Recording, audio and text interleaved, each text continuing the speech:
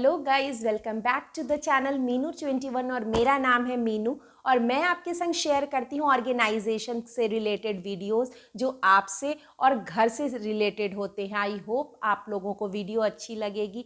अगर मेरे चैनल पे नए हैं तो सब्सक्राइब करना मत भूलिएगा और वीडियो अच्छी लगे तो लाइक ज़रूर कर दीजिएगा, जिससे हमारा हौसला बढ़ता रहे। तो गाइज़, आज मैं आपके संग किचन के कुछ इतने इम्पॉर्टेंट स्टेप्स और टिप्स शेयर करने वाली हूँ जो आपकी लाइफ को बहुत ही ईजी बना देंगे और आपके काम को यूँ चुटकियों में निपटा देंगे और आपका घर जो है क्लटर फ्री रहेगा। और वीडियो के एंड में मैं आपके संग एक बहुत ही ईजी सा DIY शेयर करने वाली हूँ, शॉपिंग बैग DIY, जिसमें हम जितने भी ये पॉलीथीन बैग्स होते हैं हम उसको रख सकते हैं, वो भी ज़ीरो कॉस्ट में। तो वीडियो को एंड तक ज़रूर देखिएगा। So let's start the video. तो गाइज़, मेरी पहली टिप है कि जब भी आप खाना बनाएं ना, मतलब जितने बार भी आप खाना बनाएं, एक बार कुकटॉप को आप ज़रूर क्लीन करिए। चाहे वो आप सिंपल प्लेन पानी से भी क्लीन करिए। ये ज़रूरी नहीं कि हर बार आप किसी डिटर्जेंट से या फिर कोई क्लीनर का इस्तेमाल करके ही आप टॉप को क्लीन करेंगे। बस एक सिंपल पानी में कपड़ा भिगो के या स्पॉन्ज वाइप्स को भिगो के आप उसको क्लीन कर सकते हैं और एक बार दिन में इसको अच्छे से डीप क्लीन भी कर दीजिए, जिससे उसके जो भी दाग हमारे खाना बनाते समय लग गए हैं वो तुरंत के तुरंत साफ़ हो जाएं। और कई बार क्या होता है ना कि जैसे हम उसको छोड़ देते हैं ना तो वो फिर जम जाते हैं और फिर वो बहुत हार्ड हो जाते हैं, मतलब गैस की गर्मी से और आंच से।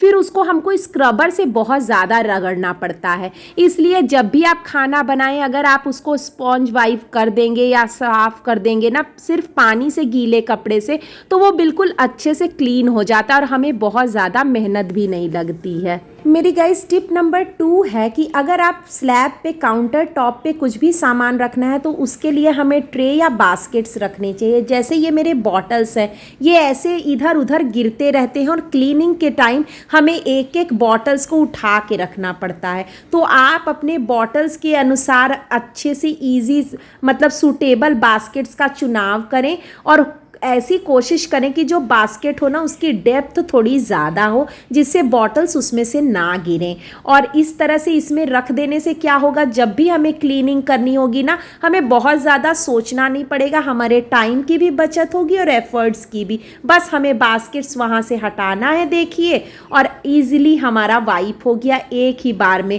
और इससे हमारा समय भी कम लगा। और जितना हो सके हमें काउंटर टॉप को कम से कम सामान रखना चाहिए, जिसे हमें क्लीनिंग में बहुत ज़्यादा एफर्ट्स न लगें। टिप नंबर 3 है गाइस कि अगर हम जो भी गैजेट्स काउंटर टॉप पे रख रहे हैं ओपन एरिया में, तो उसको हमें कवर करके रखना चाहिए, जिससे उनकी लाइफ भी ज़्यादा बढ़ेगी और वो उनको हमें बहुत ज़्यादा साफ़ भी नहीं करना पड़ेगा। क्योंकि ऊपर इनके जो क्या होता है ना कि ऐसा पोर्शन होता है जिसको हम धुल नहीं सकते, तो उसको कवर करके रखने से क्या होगा कि उसमें गंदगी नहीं जाएगी और फिर वो अच्छे से वर्क करेंगे। तो इसीलिए जितने भी आपके ऐसे मिक्सी, जूसर वगैरह है उनको आप अच्छे से कवर करके रखें। और टिप नंबर 4 है गाइस कि जैसे ऐसे जो भी, अगर आपके पास इंडक्शन है या कोई भी हीटर वगैरह है, तो उसको आप डायरेक्टली काउंटर टॉप पे ना रख के आप वुडन प्लैंक या कोई पीढ़ा जैसा लकड़ी का बनवा सकते हैं, उनके ऊपर रखिए। जिससे क्या होगा कि उनको जब भी साफ़ करना होगा हम प्लैंक को हटा लेंगे और इन केस अगर कभी पानी गिर जाता है स्लैब पे या कुछ, तो हमारे इलेक्ट्रॉनिक आइटम्स जो हैं वो ख़राब नहीं होंगे और वो लंबे समय तक रहेंगे।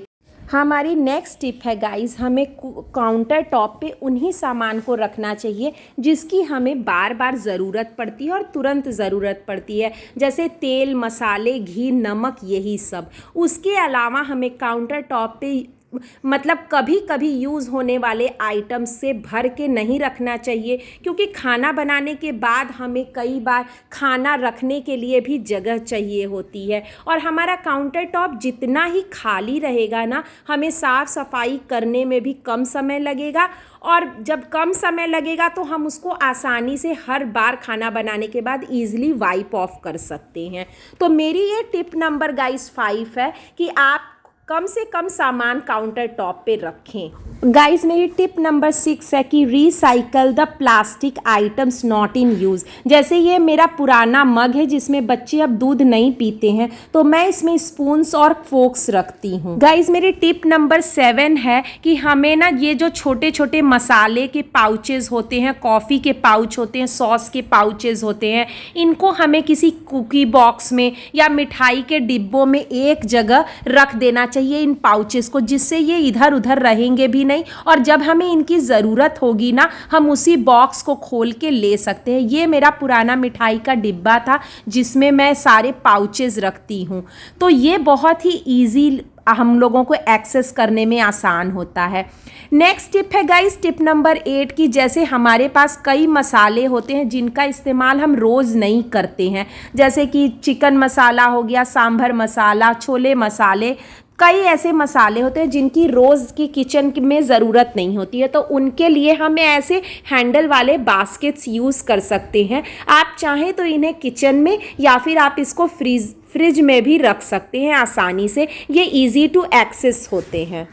टिप नंबर मेरी 9 है गाइस कि जो हमारे डेली यूज़ के कंटेनर्स होते हैं जैसे चाय, चीनी, नमक, तेल, हल्दी वाले जो डिब्बे होते हैं जो मतलब ओपन शेल्फ्स में हैं और जिनका यूज़ हम लोग रोज़ करते हैं, उनको आप ना किसी भी टाइम खाने बनाने के रात के टाइम या दोपहर में खाना बनाने के बाद उनको आप एक बार गीले कपड़े से या सूखे कपड़े से पोंछ दीजिए, जिससे उनको जब हम यूज़ करते हैं खाना बनाते समय ना, तो कई बार होता है कि हम गीले हाथों से या कुछ हाथ में लगा है और हम उनको टच कर देते हैं, तो इससे क्या होगा कि जब आप उनको रोज़ के रोज़ पोंछेंगे ना तो उनमें जो गंदगी है वो एक्यूमुलेट नहीं होगी, और क्योंकि ये ओपन शेल्फ्स में या काउंटर टॉप पे हम रखते हैं तो इनमें चिकनाई जमा हो जाती है। मतलब कितना भी आप एग्जॉस्ट लगाए हैं, कितना भी चिमनी लगाए हैं, लेकिन वो जो चिकनाई होती है ना वो हमें दिखती नहीं है और वो उन पे लगते लगते इतनी ज़्यादा हो जाती है कि फिर मैनेज करना मुश्किल हो जाता है।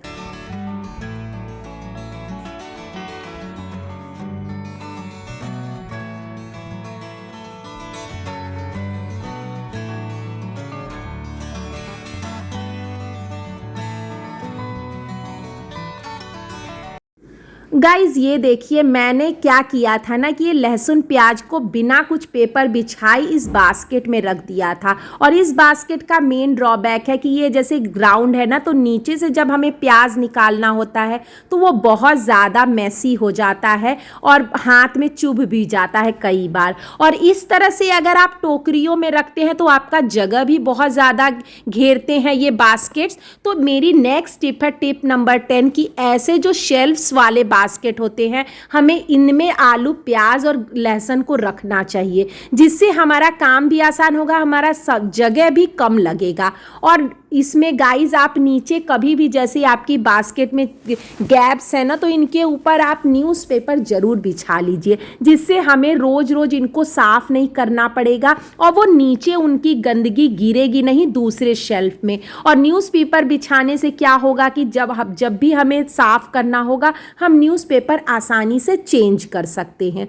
तो ये हमारी नेक्स्ट टिप थी गाइज। और इसको क्या होता है जब हम झाड़ू मॉपिंग करते हैं या सफाई करते हैं, झाड़ू पोछा लगाते हैं ना, तो ईजिली इनमें व्हील्स लगने की वजह से हम इनको ईजिली इधर उधर स्लाइड भी कर सकते हैं।